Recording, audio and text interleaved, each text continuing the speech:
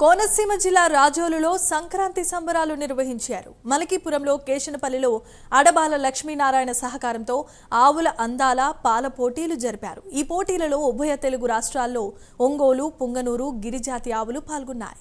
రాష్ట్రంలో పశు సంపదను రక్షించుకోవాలని లక్ష్మీనారాయణ తీసుకున్న నిర్ణయాన్ని ఎమ్మెల్యే దేవ వరప్రసాద్ అభినందించారు. మాలుమూల గ్రామమైన కేశనపల్లిలో ఈ పోటీలు నిర్వహించడం అభినందనీయమన్నారు.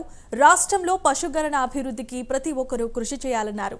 ఈ సంబరాల్లో ఆంధ్ర నుంచే కాక తెలంగాణ నుంచి 130 ఆవులు, గిత్తలు పాల్గొన్నాయి. పోటీలో విజేతలుగా నిలిచిన వారికి 6,50,000 రూపాయల నగదుతో పాటు జ్ఞాపికలను ఎమ్మెల్యే దేవ వరప్రసాద్ అందజేశారు. ఈరోజు రాజోలు నియోజకవర్గ పరిధిలో ఉన్న కేశనపల్లి గ్రామంలో ఆవులు, గిత్తల అందాల పోటీలు అలాగే పాల పోటీలు కూడా నిర్వహించడం జరిగింది.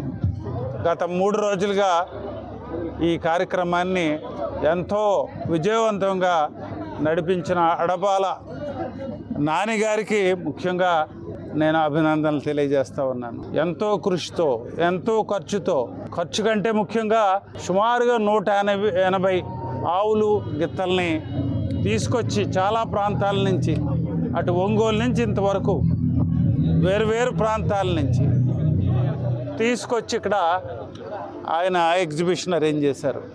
డెమాన్స్ట్రేషను గత 3 రోజులుగా ఎంతోమంది గ్రామాల నుంచి వచ్చి ఈ కార్యక్రమాన్ని తిలకించారు.